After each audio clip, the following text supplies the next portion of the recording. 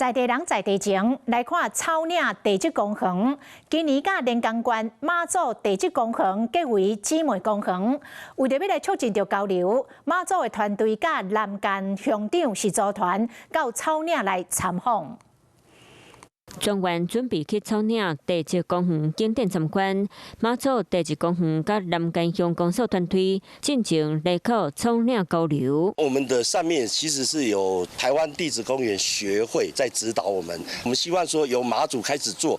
跟我們各個縣市的地質公園可以結合變成一個姐妹一個大團體。草嶺地質公園協會講，地質公園是一個結合多方面林配的自然保留區域，希望透過聯名，未來當在推動相關事務跟產業。只要是我們每個地方的經濟發展的好的之後，我們就有更多的餘力去照顧所有的